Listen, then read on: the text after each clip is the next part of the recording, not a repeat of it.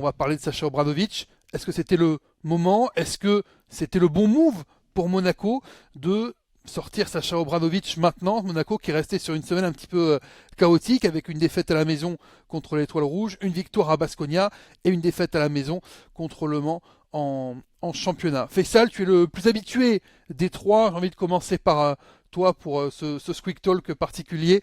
Est-ce que pour toi il fallait sortir Sacha Obradovic maintenant? Maintenant, pourquoi pas? En fait, je pense qu'il fallait le sortir. Que ce soit maintenant, que ce soit à Noël, février. Mieux vaut le faire le plus tôt possible.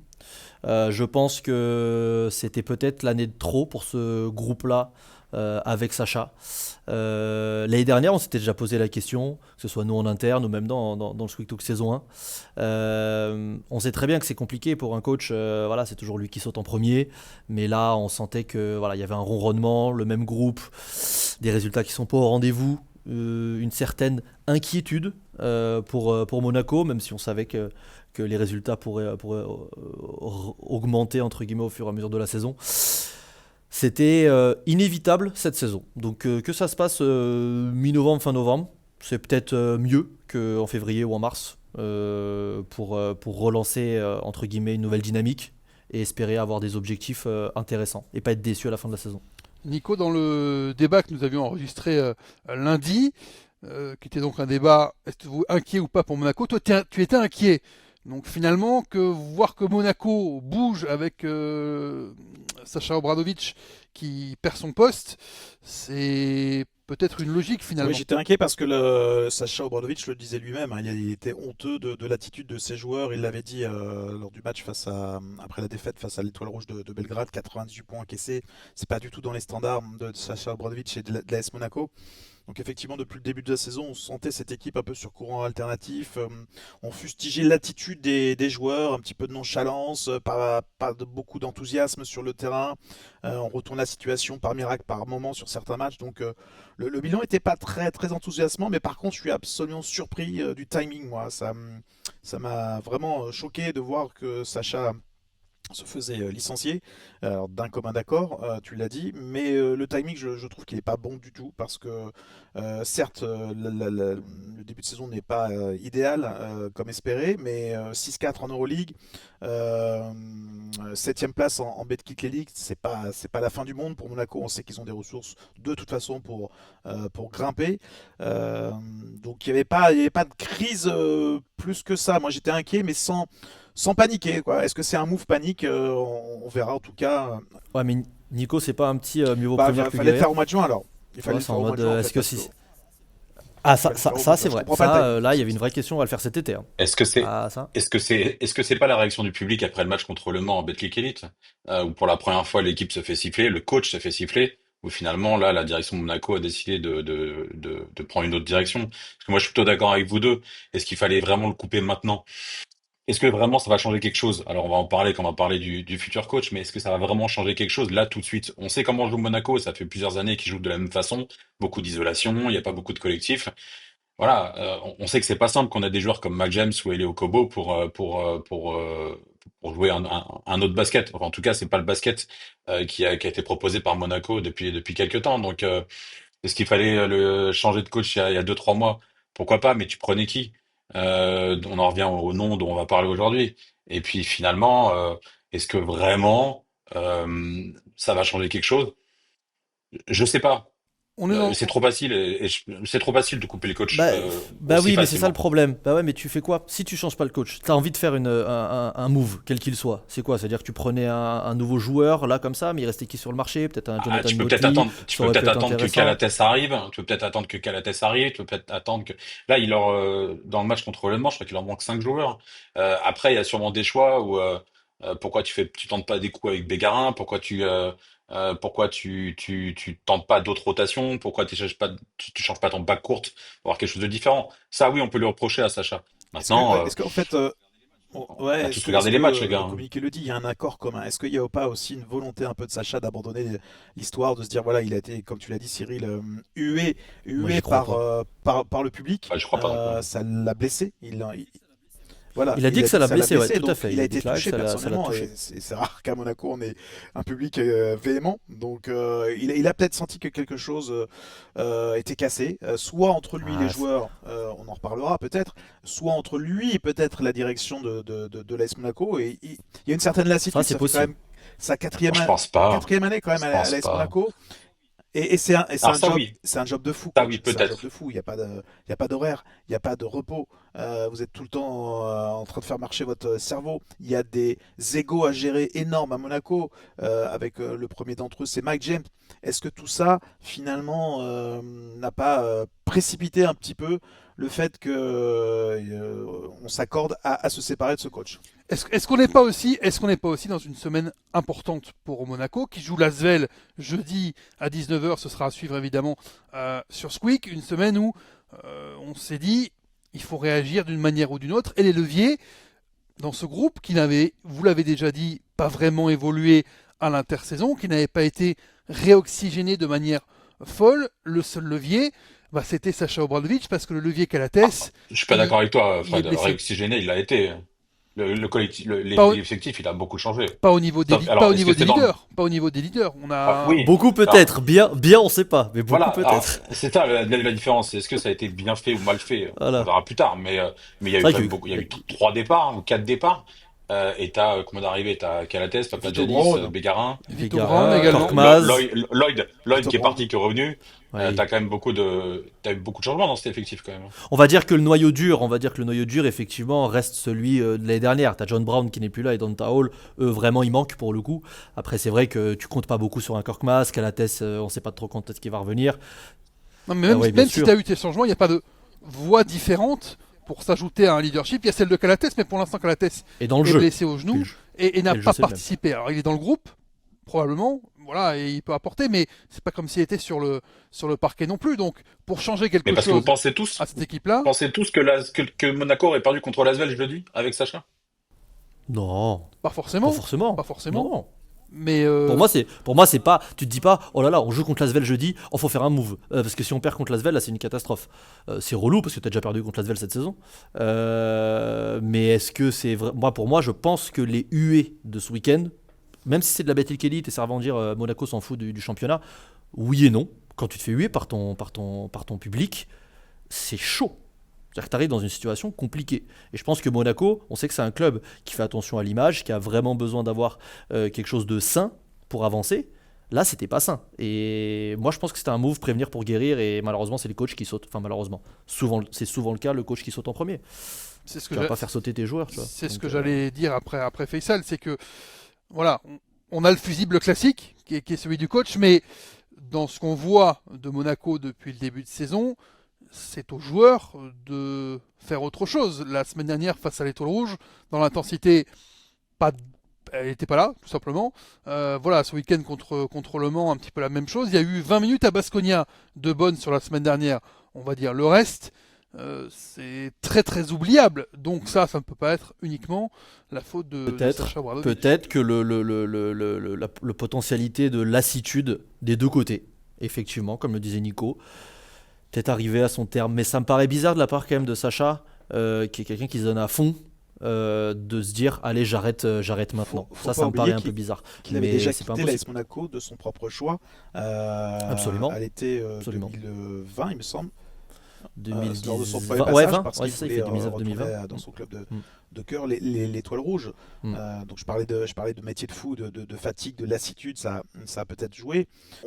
Jordan Lloyd sur X l'a mentionné, il a dit voilà, on s'excuse de notre comportement, de notre non-match, il faut aller de l'avant, etc. Donc même les joueurs, c'est rare quand même quand ils prennent la parole sur une défaite de championnat.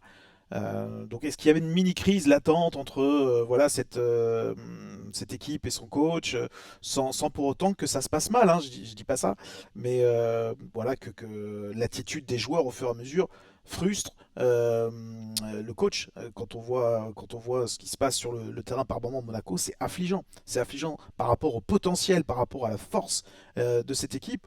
Elle nous déçoit comme elle peut nous enthousiasmer par ailleurs. Donc cette montagne russe permanente, c'est usant, quoi. Avant de passer au nom des successeurs potentiels qui sont déjà évidemment beaucoup évoqués, est-ce que quand on se retourne sur voilà, ces 2 mois de compétition de Monaco, ces 2 mois de Sacha Obradovic sur cette saison, est-ce qu'on aurait fait les choses différemment? Est-ce qu'il y a des choses qu'il aurait pu tenter vraiment différemment? On a beaucoup parlé et beaucoup de monde parle de voilà, la non-utilisation de Juan Bégarin, Peter Corneli qui est revenu juste cette dernière semaine quasiment au jeu par rapport à un Paris qui joue à 14 depuis le début de saison, joue vraiment à 14. Monaco n'a jamais vraiment joué avec toutes ses forces. Il y a eu des blessés, mais l'utilisation de certains joueurs posait question. J'irai un tout petit peu plus loin, Fred. Est-ce qu'il aurait pu faire mieux?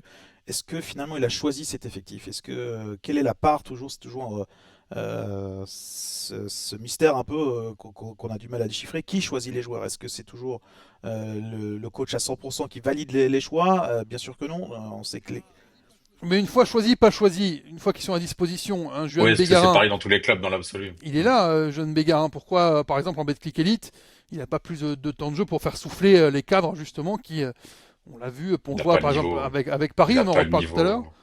En Betclic Elite?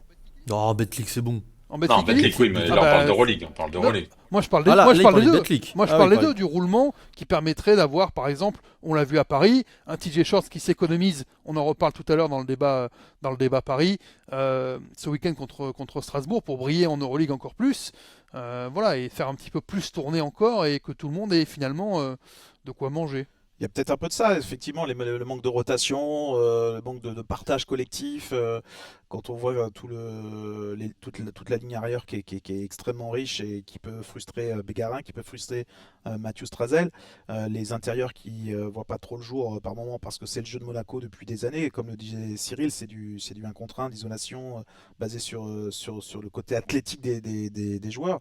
Donc tout le monde n'a pas sa part dans certaines situations de match. Donc voilà, et ça crée aussi peut-être de la frustration pour ces joueurs. Donc ouais, c'est peut-être une des pistes qu'aurait pu prendre Sacha Obradovic, mais ça me paraît minime quoi en fait. Ça me paraît minime par rapport à la situation, au classement. Je suis Quoi. d'accord Il avec n'y a, toi. pas de- il y a pas le feu. Il y aurait 4-6 comme au Real Madrid. Dont on va parler plus tard dans le talk, je comprendrais un peu plus. Mais 6-4, ça me paraît pas. Voilà, ça me paraît pas la crise et même si l'attitude des joueurs est affligeante par moment. Anticipation Mais de Fred, crise. Fred, Fred, je vais te poser la question à toi. On va retourner. C'est toi qui vas répondre à la question.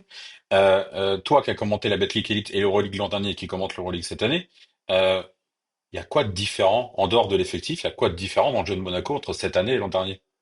Dans le jeu, pas grand-chose. Dans l'attitude, Bah, en revanche, je me suis posé une ou deux fois des questions qui, effectivement, l'an dernier n'avaient pas lieu d'être parce que Monaco n'avait quasiment pas de baisse de régime.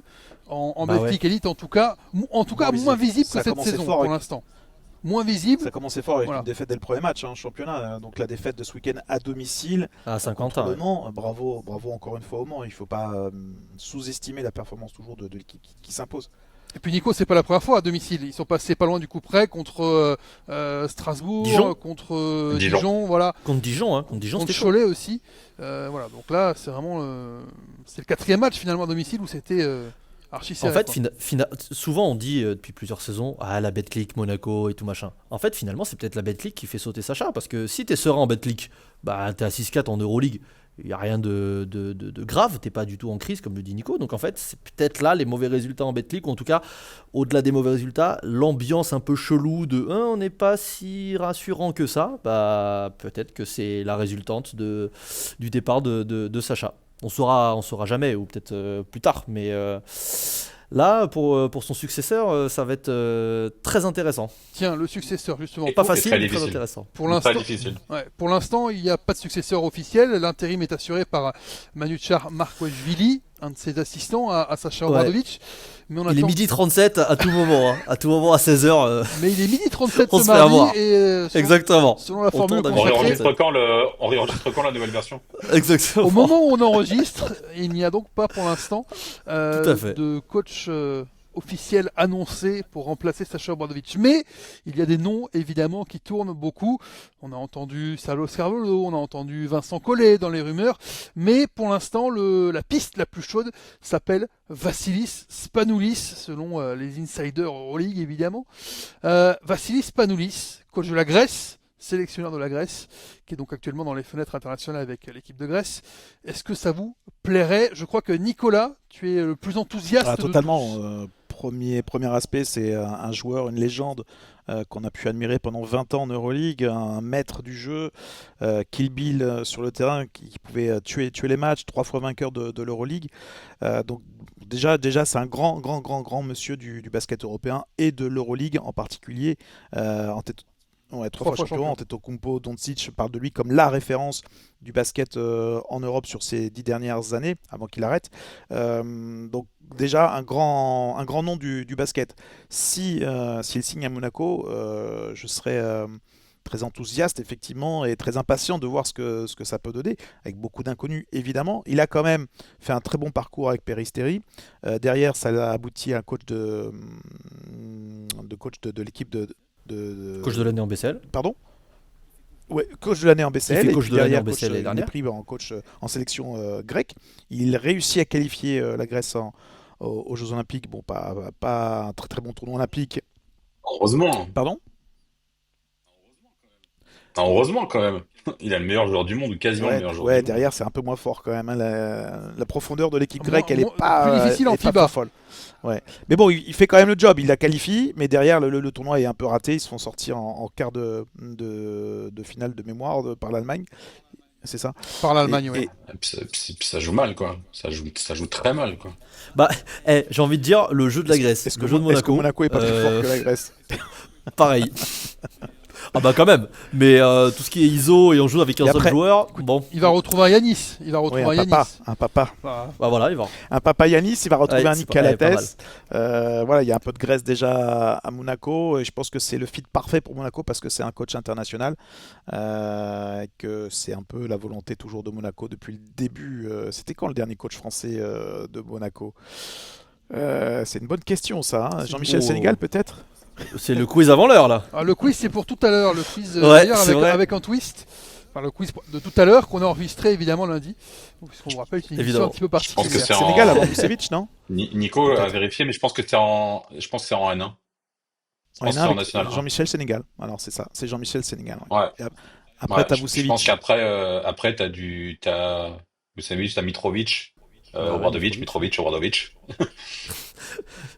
Ça doit être ça. Est-ce que Faisal et Cyril, vous êtes aussi enthousiastes sur une potentielle On est signature de Vassilis Spanoulis? un petit peu moins enthousiaste. Ouais, on paye pour voir. Moi, je suis. Ouais. Honnêtement, je pense que toute l'expérience qu'il a eu en tant que joueur et légende, il va apporter rien que par ça. Par contre, vu la situation de Monaco, c'est pas un cadeau.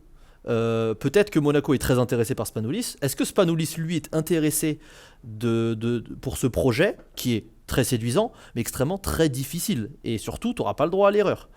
Je pense que son manque d'expérience peut être quelque chose de très compliqué pour le reprendre cette saison. Ça aurait été cet été, tu as le temps de préparer ta saison, tu as le temps d'avoir peut-être des joueurs que tu souhaites.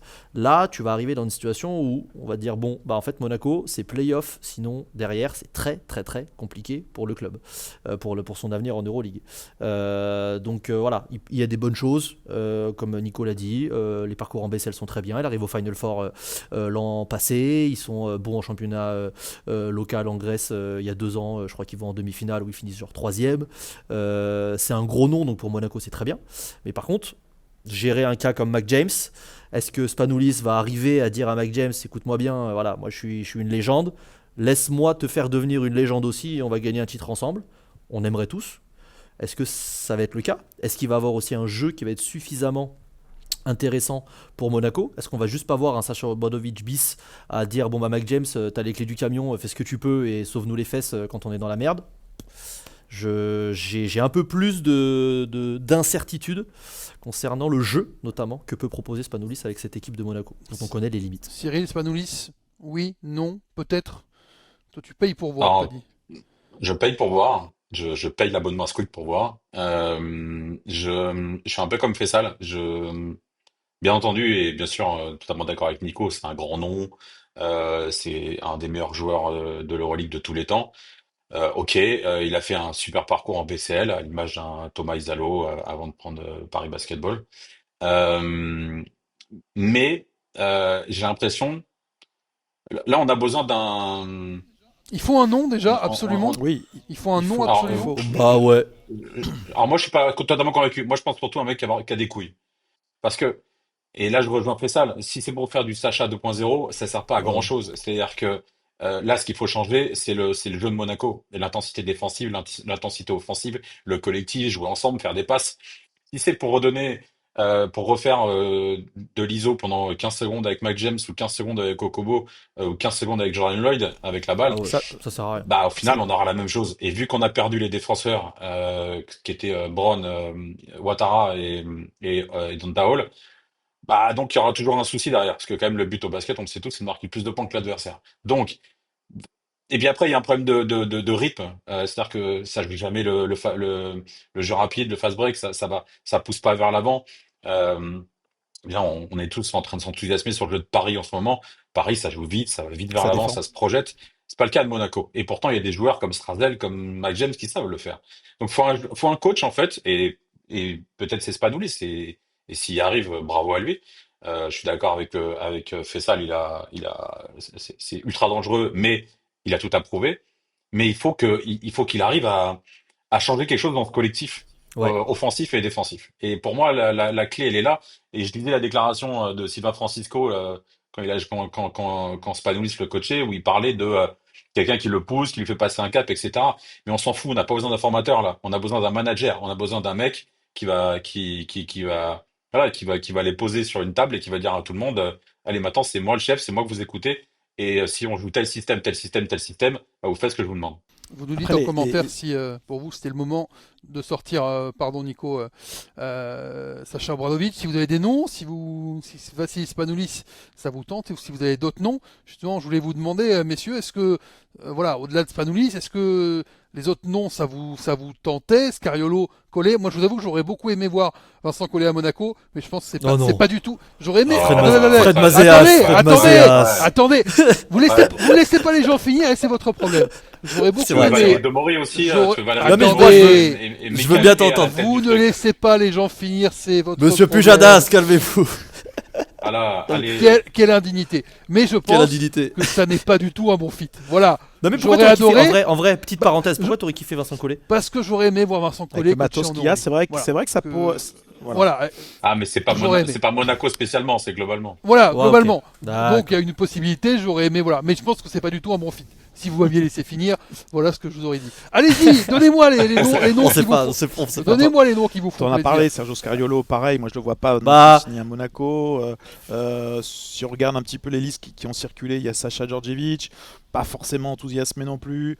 Non, Donc Dusko Ivanovic non plus, je suis pas un grand fan de. TJ Parker, ça aurait du nom. pu. Est-ce qu'il y a un nom dont TJ vous êtes Parker fan qui est libre, hein, qui est assistant coach. D'ailleurs, vous pouvez aller voir sur YouTube le reportage qui a été fait sur lui cette semaine, qui est assistant.